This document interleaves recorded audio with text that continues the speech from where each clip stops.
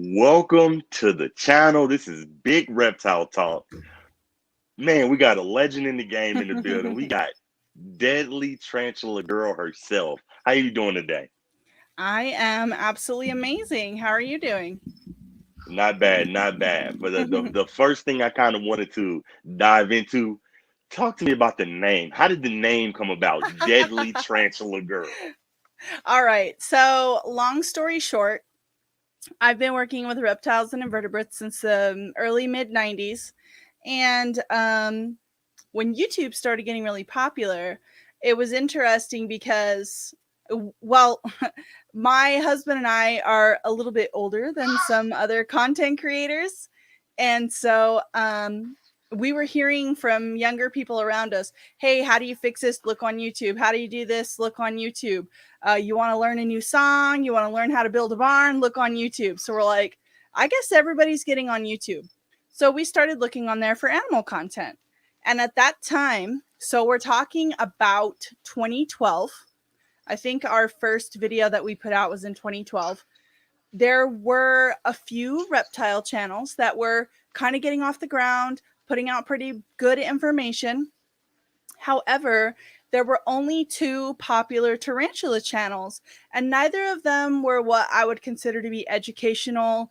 It was like very kind of just like convenient phone footage, and it would sort of be like, this is my bird eater Lenora, isn't she cool? And it wasn't doing people would ask me every day, like, how do you breed tarantulas? Like, do they have sex? Like, what do you do with the babies? It's so weird. It wasn't something that people knew about, and some people were just curious and some people wanted to try and do it, and it's difficult to explain, it's easier to show. And the other thing I noticed, well, that we noticed, is that there weren't really any women on camera at the time working with either reptiles or invertebrates. And so we felt like there really was a need for invertebrate education. And so what we decided was to begin our channel just focusing on invertebrate care, husbandry, breeding, reproduction, how to set up a cage, how to transfer animals, and that we were going just produce the best content possible, which of course it started off on a phone holding flashlights. I mean, it was bad. But we did evolve. The name, so at first my channel didn't really have a name. And so then we figured out, like, oh, people sort of have like stage names. And when we started getting viewers, he was like, we need some kind of name for you. And so he Googled just like words that people search that kind of have something to do with. And of course, people are afraid of spiders and tarantulas, and they're not deadly, which is what we teach people. But people think they are. So our focus was tarantulas. So I'm like, okay, deadly tarantula woman. Turns out nobody wants to see a woman. Everybody wants to see a pretty young girl, which at the time I still was. So we went with Deadly Tarantula Girl. And we knew that our intention was to expand into other animals, but our primary goal was to get like invertebrate education out there, because just like reptiles, there's a lot of invertebrates that have endangered habitats. And it's super important, like, since then borders have closed, importation has stopped from certain countries. There's one beautiful species. There's one beautiful species that lived in a very small range, like a hurricane kind of wiped out that range. So we felt that it was urgent to get that information out there about the invertebrate care and breeding and husbandry. And so that was kind of our focus. And we did that really solid for about 5 years. And then I said, I'm so tired of keeping everything else kind of a secret. And so that's when we started really kind of showing, we work with monitors, we work with amphibians, we have turtles and tortoises, of course, pythons, colubrids, boas, just, yeah. So You name it. that's, yeah, that's how the name. And then I do, like, I have some miniature horses and like pygmy goats and hedgehogs and sugar gliders and just other stuff too. Right. So Now, that's where the name came from. And I hated it, but it's just, that's, yeah, we just went with it. well, I like the name. I love Della Tranchlik. I love that name. It just makes me want to watch. Now, All right. with you being on here, I gotta ask this because I think we all want to know. With you having spiders and tarantulas, describe to me what a tarantula bite feels like. Oh, well, I can actually tell you that. So, first of all, to just put this out there off the bat, tarantulas are venomous. However, their venom is not considered medically significant, meaning you're not going to die, you don't need to go to the emergency room. Some of the old world species like Africa, Asia, India, it's going to hurt like a motherfucker. You're going to regret it.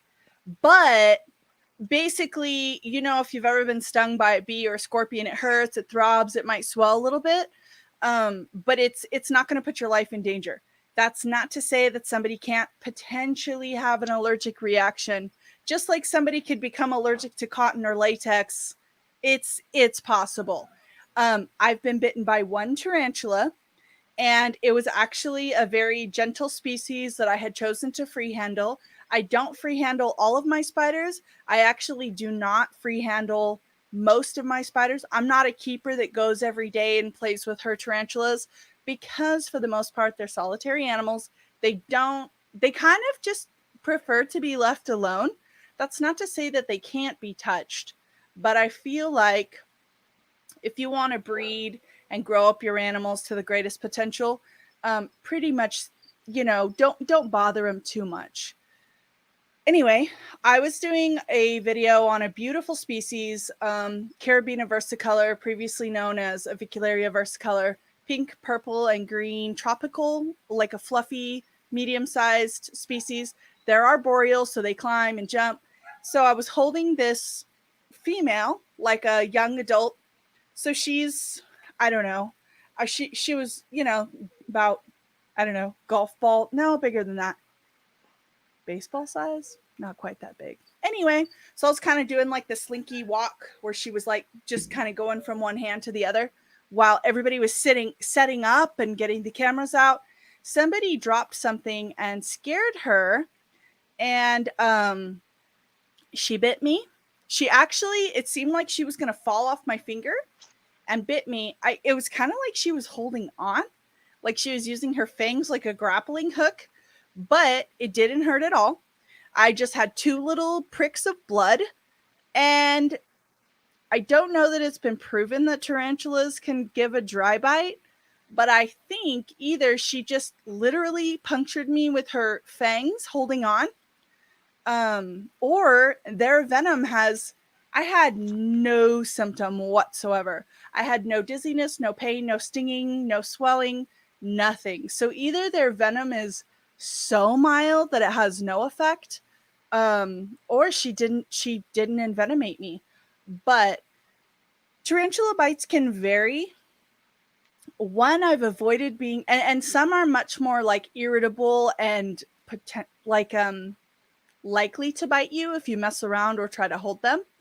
And so those are ones that I really don't handle unless I have to, like it's about to fall off the table or it's getting away or something.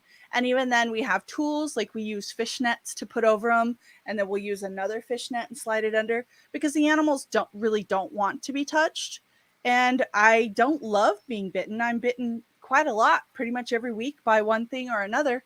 And it's just kind of like I don't want to intentionally aggravate them because invertebrates are kind of weird. That sometimes they'll, if they're too stressed, they'll stop eating. Kind of like they're about as big a sissies as a ball python. So Mm. that should tell you. Like if a ball python's like, oh, it's too hot in here, I'm gonna stop eating for a year, you know, that crap. Oh, Anyway, I wouldn't want to be bitten by a tarantula with really big fangs like a bird eater because the mechanical damage alone, whew, no. So that would probably hurt more just because they have huge fangs. But so that's a super long answer to eh, probably a simple hey, question. no worries. I appreciate it. But in my mind, if I got bit by tarantula, and don't get me wrong, I want one, but in my mind, if I got bit by a tarantula, my hand gonna fall off. And you just said it's like a bee sting. Well, so I would definitely check like venom scales. I'll just get you one if you want a tarantula. All right, Let's talk because all yeah, right, I'm gonna that definitely way hit you up. if you get bitten, you're not going to be bawling like a big baby because some of them do. I mean, it's pretty serious. But all of the I'll tell you this from a research perspective. All of the very serious bites that you read about online are anecdotal accounts, meaning somebody told a story about one time this or that. It wasn't medically documented. So, what most scientists agree is that, when people tell you they see a snake and it's this long, and or people tell me all the time, we had a rattlesnake in our yard, it was 12 feet long. Well, you don't know how to measure, sir. Um, so either or if people did have a serious reaction, it's almost always a complication of some other medical condition that they had. Right. Like people have said, "Oh, I died. Someone died from like a post-Letherius subfusca bite." Well, that guy was dying. He died because he was dying. He didn't die because a subfusca bit him. But Right. yeah. So sorry. Now, That no, you're that's fine. You're fine with you having so many spiders. Can you give me the biggest tarantula myth that people be Hmm. like, I would say most people believe that spiders are going to try to hurt them, just like snakes. And here's the thing, you're the biggest, hairiest, scary motherfucker those spiders have ever seen. They do not want to be touched or bothered by the big, ugly ape. They just want to get away. Just like pretty much most exotic animals in the world, they're going to just try and get away. right? So, yeah, they're not out to get Now, you. right now in your collection, how Mm-hmm. many spiders do you, this is a two-part question. Okay. Around roughly how many spiders do you have and how many reptiles do you have? Oh gosh. Okay. So I'm gonna give you general answers. So historically, I've often kept 1,500 to 2,500 inverts um, at a time, and that is a lot of work. Um, Long story short, in 2020, my husband, we were relocating to Texas. My husband took a job in January, but we didn't buy our house until the middle of the summer. So I was managing the entire collection by myself for 7 months. And so we actually pared down some. We moved a huge part of our venomous reptile collection because that takes more hands on deck and it's just riskier, and everything takes more time. You have to be more focused. So we also did pare down our invert collection. I'm embarrassed to say that right now I'm below 250 inverts. So not a ton. Um, a good a good amount though. Pretty good amount. Reptiles. Okay, I normally have between 150 and 300 reptiles, primarily snakes. But I'm we jealous. do right now. We're probably a little over that. We kind of we so we had a little facility in New Mexico. We decided when we bought it, we wanted a place that we could move with us, and then we ended up buying such a big house that we thought, and also too, all of our kids have grown up over the years. We only had one kid left at home who was 18 but decided to move here with us and work for us for a year because it was like pandemic and he didn't even want to try to start college and all that. So we have a big place. So we're like, we could just move the animals. It's like an old farmhouse. And so basically it's they like added on and added on. So it's kind of like the business is in 4 rooms in one part of the house, and then we have our kitchen kind of in the middle, and then like a whole nother, well, I don't want to say wing like it's a mansion because it's not, but like our living area is on the other side of the house. So it really worked out beautifully. We were able to buy some acreage, and we said, let's just build something like maybe a year from now. And it's been a year, and now we're looking to do that.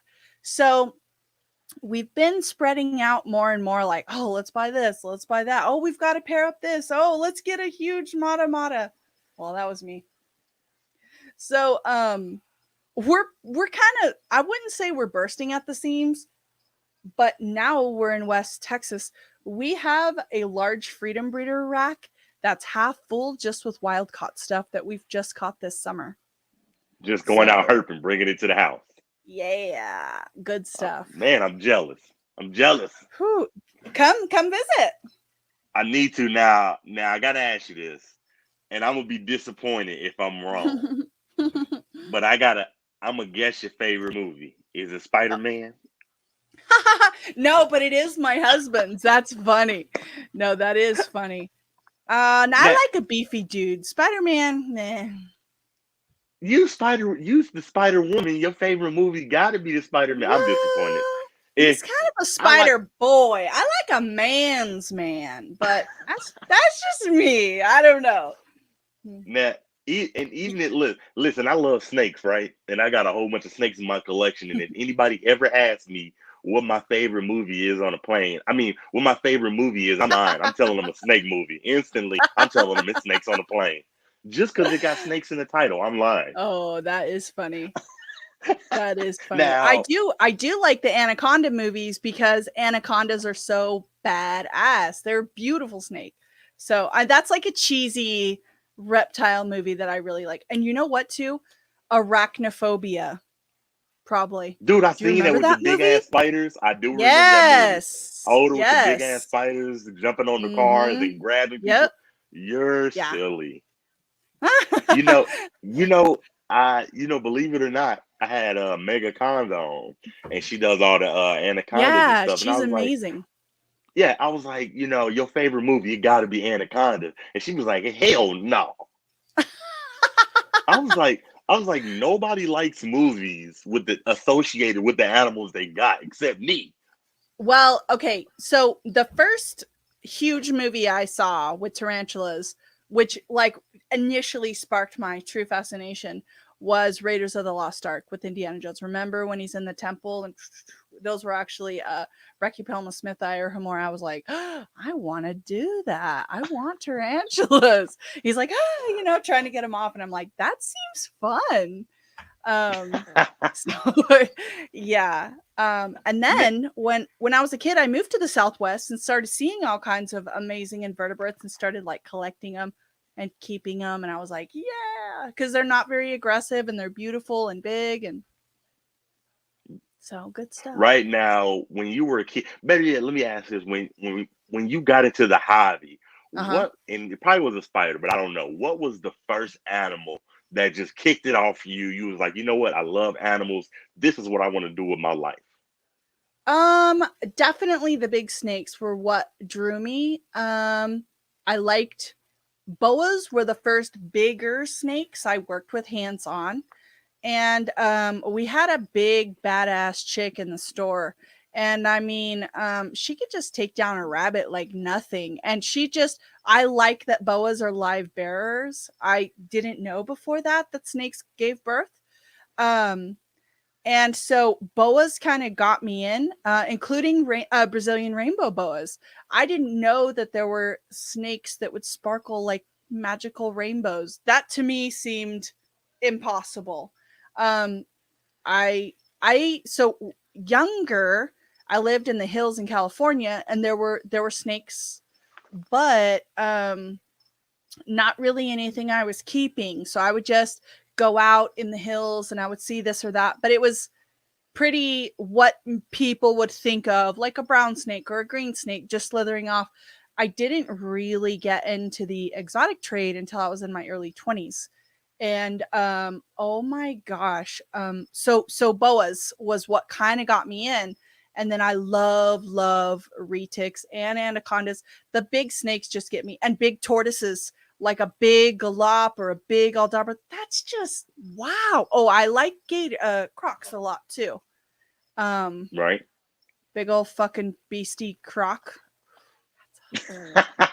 If I, you know what, if I could get any turtle, it'd be a big old crocodile alligator snapping turtle. Oh yeah, I have not a big guy. He's right outside this window. Right, Yeah, right.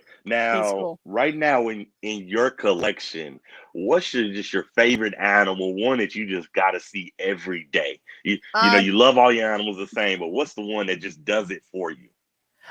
Definitely my husband is the top number one. Um, he's my favorite animal that I keep of anything. Below that is my piebald retics for sure. They are just smoking hot. I have a girl that's a motley and a boy that's a whitehead, and they both are total assholes and just beautiful. I mean, they will bite you 10 times and it doesn't matter because look at them. And I don't know. So good.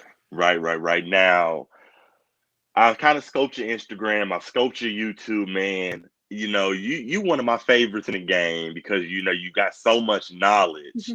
Um, and I say that to lead it to the question of I'm asking, you know, who was one of your favorite pet tubers, if you will?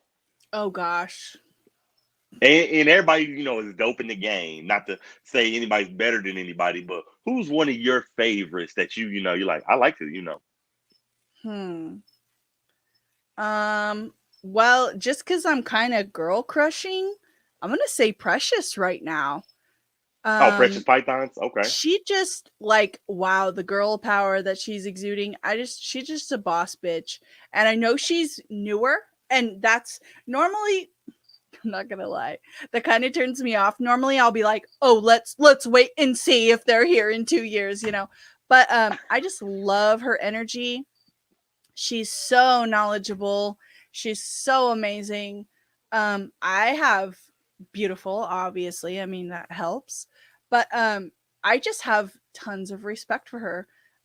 She's an amazing mom to her son, which I have kids. And oh, look at this. We got a visitor. So this is actually a common snapper. Oh, no, it's the alligator. Oh, this is the alligator. Look at So that. I would love to have one of them. yeah, Let me solo little you. little softball head there. Look at that. So I would cute. love to have an alligator snap a turtle like that. Yeah, he's so cute. What what's Yeah, his name?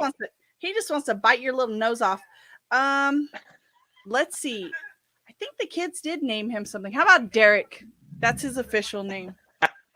I'm gonna remember that. I'm actually on a quest to name all of my animals. My animals that I use for education, or I'm a belly dancer. Some of the animals I perform with, they have names, but that's like 2% of the collection. And so I just decided I'm going to name everybody and just like label the name because that way, I don't know, people want to know the names. Um, Right. then that was Derek. He's a badass and he's got a big mouth. Yeah. That one does. now now this is for inspiration. You Okay. know, you killing it in the YouTube game. Almost 56,000 subscribers. Tell me, how does that make you feel knowing that 56,000 people want to see what you got going on? Um, it's funny because I go back and forth. I did start my channel almost 10 years ago now. I go most days I think to myself, um to me this is just a day in my life. I don't consider myself a celebrity or crazy out of the norm, but like I'm a teacher too. I go into the school building in my pencil skirt and I take off as soon as I can because I have snakes to feed and other stuff I'm doing. And it's really funny when people in my circle, in my day-to-day life, find out what I do in the summertime and after school. Of course they say, oh, you're crazy. It's so dangerous. When they find out I get no sleep and that, just we work like 80 hours or more a week and that just I guess it is unconventional. You could say it seems wild. And so because to me this is just what I've done for a long time, I get a little bit shocked that so many people just want to watch and see what I'm doing day to day. But then there are other days when I see people start and blow us out of the water. And, within a year, they're at 100,000 subscribers. And I think, um, what could we be doing better that we could grow? Because I feel like my channel is primarily education based. We actually don't sensationalize reptile keeping because that is so powerful in that we're trying to overturn a very negative image. And that is so important to me. Number one, because I don't want people to hate reptiles and invertebrates, but it's really coming down in the US to our laws and our freedom and our liberty and ultimately the conservation of a lot of species. Because unfortunately, if the animals don't have value in the trade, then they lose their value, their lives lose their value to a lot of people. Because if people can get rich by keeping and selling a certain species, they are much more interested in preserving that animal in the wild, learning how to breed them, just anything they can do that ultimately conserves the species. And I feel like there's a lot of irresponsible content being put out there. And a lot of the content that is most popular is people free handling venomous or scaring people with big snakes or spreading myths. I've seen a video with 1 billion views or something that was the top most deadly animals. And they had stolen 2 of my clips. That was Wow. my footage that then they were voicing over that these animals will kill you. And I was like, no way. Hit So, him, hit him with you that know, copyright strike. we did. But it's just I have a passion for spreading a love, and if you don't love, at least a respect for the animals. And then, of course, the next step beyond that is for anybody who's interested in keeping, that education of how do you keep this? Where does it come from? What's the ideal housing? And for me, I don't really keep anything unless I'm going to reproduce it. So how do you breed it? How do you incubate? Are they live bears? What that next level of care is. So. Right, right, right. Now, I want to play a game, and I'm gonna say something, and I want you to tell me what the first thing that comes to your mind is. All right, now, and it's just one. We're gonna do one time with this. Now, Okay. what I want to say is 8,799,438 Eggs. eggs. That's a that's a good guess. But you know what? That's almost 9 million. You know what that is? Was I supposed to guess what that was? What? Yes. Thought we were playing a That's how many psychological views you game. got. Oh, wow. That's Are you serious? almost 9 million views. Whoa. That's You know, wow.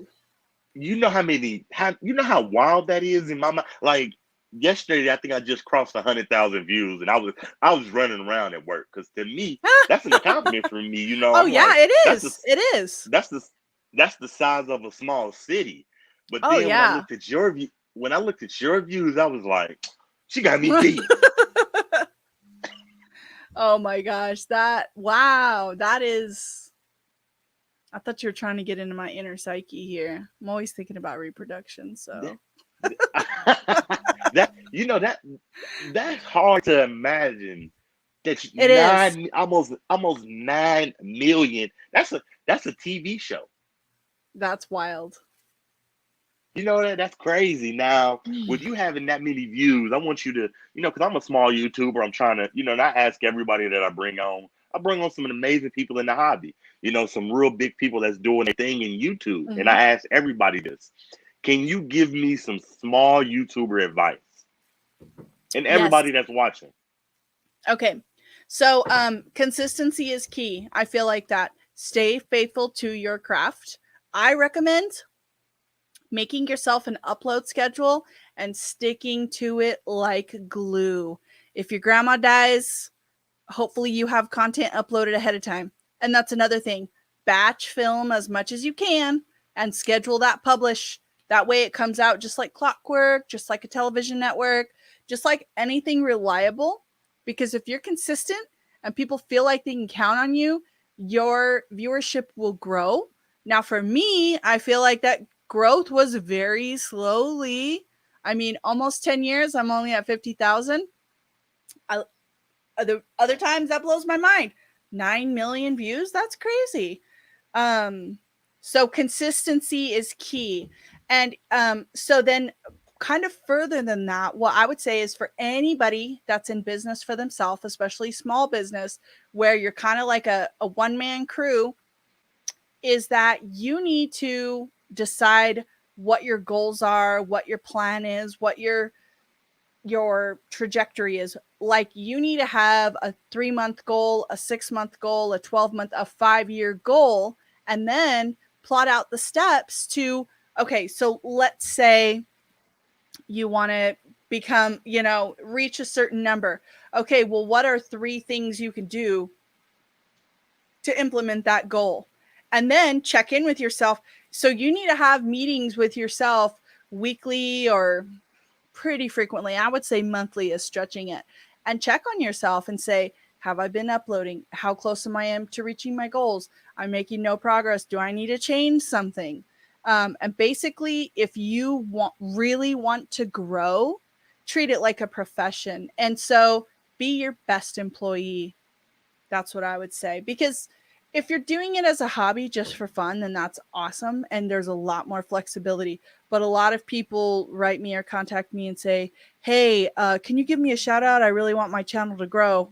Um, and then I look at their channel.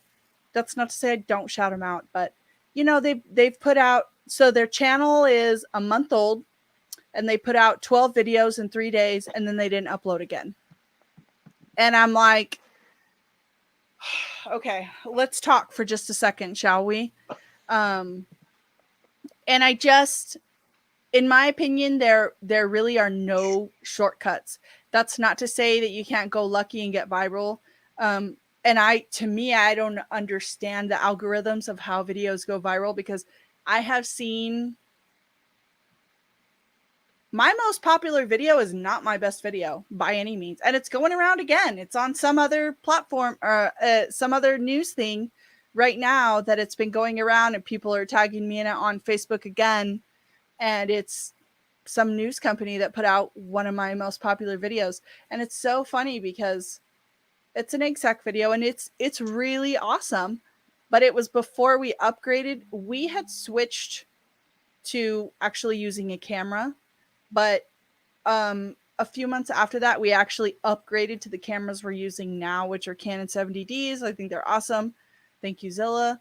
A lot of the footage is so blurry. You're like, what's happening? Like, oh my gosh, I want to see so bad. But we've done 10 better egg sack videos than that since then. And they just they've never done as well. So I don't understand why some videos go viral. You definitely can't count on that. I do also think it's awesome to collaborate, but I don't know that it's the right thing to do to try to ladder climb where you try to just collaborate with people that bigger than you. That's kind of considered disrespectful. You want to find people that are on a similar level as you, and you come on my show, I come on yours. Let's promote each other in general. But if you just started your channel 2 weeks ago, and you're probably not going to get a lot of positive feedback, if you contact your 10 most popular channels you could find on YouTube and say, hey, will you give me a shout? Or you start spamming their comment feed. Hey, everybody, check out, so and so. That's me. And so pay your dues, grow up with people that are your size, but number one, stay consistent.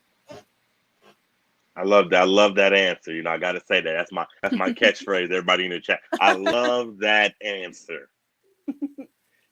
Now, I'm a smaller YouTuber, and the reason I started kind of doing interviews was kind of to help me get monetized, and not just that, talk to some of the people that I enjoy in the hobby. And I say Right. that I'm working to get monetized because I want to ask you, having almost 60,000 followers, do you remember? And I don't want to know how much it is. That's none of my business. But do you remember what you did with your first YouTube check? Oh, that's a funny story, actually. So, obviously, for a woman to be the host of a show, her appearance is more impactful than for a man. And so it was really funny because every time before we were getting ready to film, for a long time, we've tried to batch film because we're super busy. And so I'd go get ready, all this stuff, and I would need like 10 outfits. And I'm like, I don't even have that many like good outfits. And so then I figured out like wear a skirt or something and just change your top. Cause I mean, yeah. Anyway, so we talked and I said, I think it'd be a good investment back in the channel for me to get just a couple, get some shirts or some clothes, something really cute. And he said, yeah, that's fine. So I'll say this. We were so excited when we got monetized and became official Google partners. And we're like, yeah, we're going to make money, all this stuff. So we start looking at our analytics. And the first month, we made like, I don't know, $7, $12. And we were like, all right, well, that's cool. At least the money didn't come. The money didn't come. So then we found out they don't even pay you out unless you make $100. So we're like, are we ever even going to make $100? So then that sweet $100 came. So we agreed that yes, I could maybe buy some clothes or something I can wear on camera. So I go out to my favorite little shop and I find this perfect pair of knee-high camel color boots. And I'm like, I love these. They'll go with everything. So I come home all excited. And he's like, so how often do we show your feet on camera? Like, ever. Like, how often do we show? So we joke about that. Hey, that's clothing, right? We agreed. We had a discussion. So yeah, with my first YouTube check, I bought a pair of boots. Nice, nice. I love that. Like, and that's what I'm working towards to get monetized. Because I am a smaller channel. So eventually I'm gonna get there. Now, I do want to ask you, are you doing any breeding and selling? And then if so, how are you selling? Or do you prefer word of mouth? Do you like morph market? And kind of what do you think about morph market? It's so Oh new. yeah. Yeah. So that's a really great question. I do breed and sell pretty much anything I have. Sorry, somebody was calling me and I kept ignoring it and now someone's knocking. So dogs are barking and Take your someone time. else Take is your going to time. deal with it. No. There's other people Oh, here. So I'm just apologizing for the barking in the background. oh, you're fine. So, You're fine. so pretty much anything I have, I like to pair up. I often will have like a random animal or two. Like right now, my Varanus Salvatore, my Asian water monitor, doesn't have a mate. I have a big Mata Mata. She doesn't have a mate. A couple, like I have like one milk snake that I don't know. Oh, I do have a truck colored hog. Anyway, for the most part, I breed and reproduce everything that I have. I do love going to the NARBC, and they are one of my sponsors. There's a venomous show here that in Texas that I also go to because I do breed venomous as well. I love Morph Market. I think that it's amazing. I realize that there are downsides to any platform. Danny just brought this to you. Oh, Show it. He's outside watching the video tell him right to now. come. Okay. Oh, do you So want him to come yeah. So this kid was calling me And I was ignoring his call because he likes to come over and see snakes. And I was like, not now, Danny. I'm, doing an interview. Or I didn't even respond. I just pressed ignore. He was trying to bring me this beautiful hog nose. So check that out. Look at that hog nose. Yeah. So Look at Danny. Oh, I didn't mean to interrupt you. Look at Deadly Tarantula Girl free-handling a venomous snake. Yeah. All right, Danny. Hi, sweetheart. Come here. So this is Danny. He's a How you student doing? here in my school district. So I'm on Derek's Reptiles right now. So wave hello. Hi. Thank you so much. This is beautiful. Nice fat little guy. Thank you, sweetheart. Thank you. You want to get in here too, Dad? No. Okay. Then I'll be famous, and you know how that goes. Oh, all the ladies. Yeah, I got you. Yeah, then I'll get divorced. Yeah. Okay, you got company, so I won't keep you very much longer since you got. Oh company. no. They were just dropping in. But did I answer your question? What were we talking about? You told me that you breed and sell and that you love Morph Market. Yes, I do love Morph Market. I feel like before you get off the channel, I gotta put you in the hot seat. All right. Now, if you don't want to answer, you don't have to. But Okay. I brought some really dope people in the hobby on my channel. A lot of breeders, whether it's Ozzy Boys, Kabelka, Miguel from Always Evolving Pythons, a lot of dope breeders. Shout out to Fitz Family Constrictors. I brought a lot of the breeders on my channel, and I gotta ask you this: right now, who do you think the ball python king is right now? The breeder, not just saying that everybody ain't good, but who's the king right now? I would say Justin is at the top right now, and Billy is killing it too. And I personally love both those guys. I adore them. I would say, especially in the U.S., Justin he's the king supreme. He's the king. Yep, he is. But shout out to everybody else. We love ours. Definitely. Oh no, and my heart. Probably my favorite ball python breeder. It definitely Earl Jones, Lone Star Reptiles. He is on YouTube. He is the funniest guy. If you ever go to the NARBC in Arlington, he's like the star of the show there, and he's so funny. And he has like a mixer at his house on Fridays. And if you're very VIP, you might get invited. So, right, yeah, right. For that one. Thank you, Kurt Wood. I see him in the chat. Thank you, everybody in the chat, for watching. I appreciate y'all. Thank you. But shout out to the king, Kabelka. He came on my channel, so shout out to Kabelka. Yeah, I love me some Justin and Chase. Oh my gosh, he's amazing. Right. Now, I ain't make just now.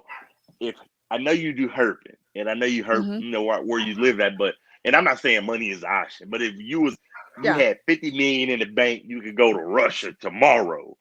If you could go herping anywhere in the world, where would you go? I dream of going to the Komodo Island. Obviously, you can't collect anything there. So if I were going to be able to bring stuff home, I'd go to Bali.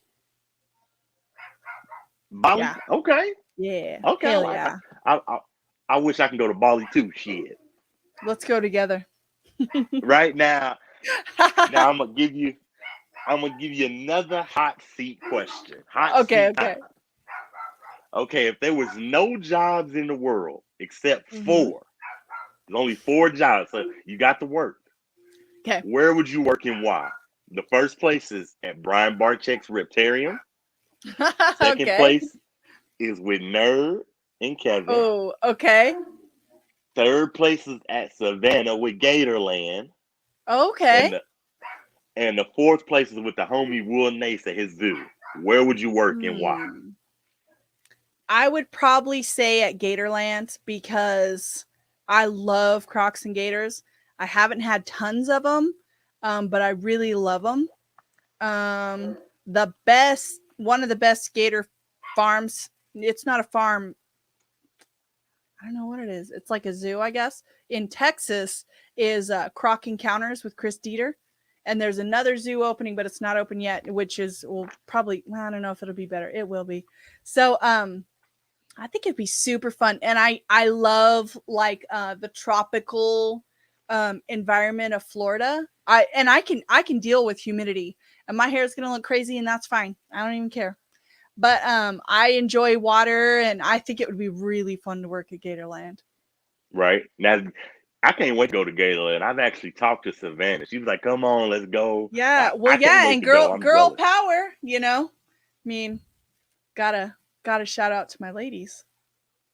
Right now, with you having some reptiles, because like I said, I am, or this is a reptile channel. I gotta ask this. I've seen on your YouTube that, and a lot of people probably don't know this, but you have a video, and I'm not even gonna lie, I was disappointed because Oh, it was 1 minute and 5 seconds, and I wanted to see it longer. And I'm gonna tell you what this okay. video is. It's you on a movie set with your Uh-huh. animals. And Okay. do you remember that? You were on Well, a movie set with your animals. I've worked on several movies, so I'm wondering, so that must have just been a short. It was So are you fast, and I was like, I wanted to see more of it. So talk to me about that. So you've worked on movies before with Mhm. your animals? Talk to me Yes. about that. Tell me what you have done. I think the movie you probably saw was so we lived in Roswell, New Mexico for a long time before this, which is, aliens and all that stuff. There was a film festival in Roswell, and so there was a film where basically there was this reptilian like alien species that came and they took a humanoid form, but they wanted several scenes where they had big scary reptiles, and so they called us in for the festival to work on that film. And so we actually brought a big beaded lizard.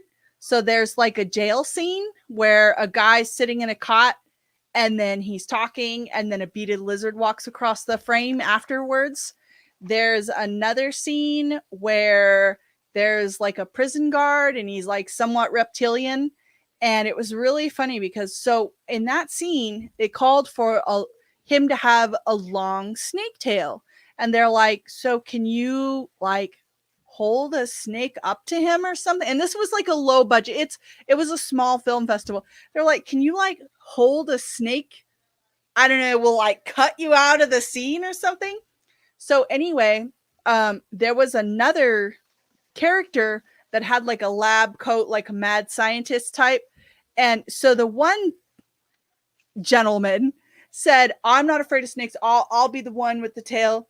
So, and he was one of my, I call him a kid because he was one of my high school students where I taught, which he was like 22 by then or something. So Bishop, you're a man. But so Bishop had said, I want to be the one with the tail. So I said, let's put the lab coat on Bishop. And we brought a big jungle carpet python, which they do bite and they have fucking long teeth. I said, I'll hold the head and then I'll hold kind of the middle of the body. Bishop, you wear the lab coat and I'll hold it kind of at your neck. And so you can show the head, the torso, and then we'll do a separate shot where you pan down and the jungle carpet, it looks like a tail coming out. He was so scared. It was hysterical. Sweat. I mean, we were in this old, weird building and it was summertime and there was no air conditioning. But I mean, he was like sweat coming down. It was so funny. He was soaked by the end of that scene. So there was another scene. There was another scene where we had a lizard walking down the hallway. There was another scene where we had a bearded dragon. All the drywall was crumbling, so we were able to put a bearded dragon on the wall and had it kind of climb up. That's And then tough. there was a whole nother. So then they ended up making that into a mini series, and there were other episodes where we had little leopard geckos on the set, and there was actually a gully scene where we had about 20 different reptiles in the gully, all scattering at once. That was some crap because, of course, then you have to go chase everything down, and we had like all kinds of stuff out there. That was wild. Yeah, so that was a lot of fun. So that movie, that little short film was called Tailed, and it won like 3 awards at the festival. And of course, we're in the credits, and so that was Y'all cool. hear this? Deadly Tarantula Girl is doing did movies. That's wild. Now Now I gotta ask this because you leave. I feel like you leaving your mark in the hobby. You've done so much amazing stuff. If they were to, Lord forbid, you wasn't here, but if you wasn't here and they were gonna make that movie, that biography, Deadly Tarantula Girl, the movie, who's playing you and why? Anybody in the world that you want. Oh, that is so easy. Jessica Alba, not to say I'm like half as beautiful as she is, but she is a powerhouse woman. Um, she's independent. She's an amazing mom. She's not been in a ton of things, but I respect her work so much. And I feel like she's a huge environmentalist. As far as actors, Jason Momoa, to me, the things he does for the environment is incredible. But yeah, and I mean, we're both like ethnic women, so obviously she could possibly portray me a little bit. Yeah, Jessica Alba, hands down. She's I love oh I gosh. I love that answer. Okay, well I got one more question because I tend not to keep people too long. I like to go about 30 to 45 minutes.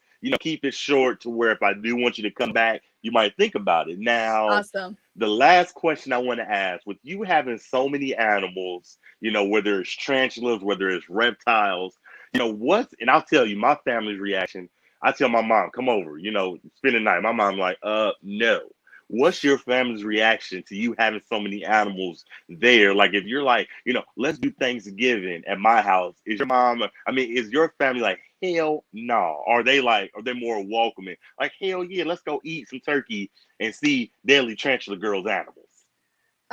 So long story short, most of my family's nowhere around, but no one likes it. I mean, they think it's amazing, but they're like, I will pretty much never come to your house, which is okay. We go to California. So, and same with my husband's family. Pretty much everyone they get the willies before they even get here. And so my in-laws are coming in like a week or two, and they are bringing a camper, and they're going to live in the outside of our house. And I hope my mother-in-law comes in because we've only lived here a year. She's not even come to see our house yet because she lives in Montana. And so hopefully she'll at least come inside. But if not, to each their own. And we are loved and supported. And that's what Right? matters, though. That's all that matters. My family is the same way. And I tell them, I'm like, Mom, they in cages. No, no. Right. No, I'm like, Mom, ain't nothing gonna happen to you. Right. People think Ain't that I that like something? sleep covered in snakes or something, or that I'm just weird. I guess I don't know. Do you think some reptile people are weirdos? But I consider myself to be like a very normal person, other than like I guess I'm not a wimp. Um I don't know. I find that more intellectual people are less afraid. So, what are you gonna, what does that tell you? Right, right, right. Okay, well, first off, let me thank you. Don't go anywhere. I like to end my interviews by thanking my guests, Deadly Tarantula Girl. I appreciate you. Shout out to your husband, Deadly Tarantula Man. Um, this was an amazing interview. You're doing some amazing stuff. I love your channel. I feel like you say you're growing slow. I wish I can grow slow and have almost 60,000 followers. All right. Well, But in a decade from now, I hope you do. but thank you to everybody in the chat. Before I go, I'd like to do shout outs to the community I'm a part of. First off, shout out to My Animal House, Iron Dog Reptiles, Yep. Cold Blooded Monstars, Doug's Monstars, J&G's Reptiles, Reptile Feedings, everybody, Cherry Monstars, Kit Kat Vlogs, Kurtwood, Ball Python Love, everybody that's in the chat, I appreciate you. Oh Shout out yeah. to Todd. Todd, shout out to everybody. Tavian's Water Reptiles, Not Lose Exotics, OSMR, great group of people. Yeah, make sure y'all Gotta go love check them carpet out. pythons. I don't know if you Shout out said to her. I Yeah. did see her. Shout out to she's in the chat. Shout out to Gotta Love Carpet Pythons. I Yeah. love you. You're doing your things. Thank you, Solo Butterfly, Moon Over Miami. Everybody, great group of people. Make sure y'all go check them out. This was a banger interview. Don't go anywhere. I want you to go backstage so I can tell you thank you personally. Oh I'm yeah. gonna play us out. Again, thank you to everybody in the chat. This was a fun interview. Until next time. Thank you guys. Love you.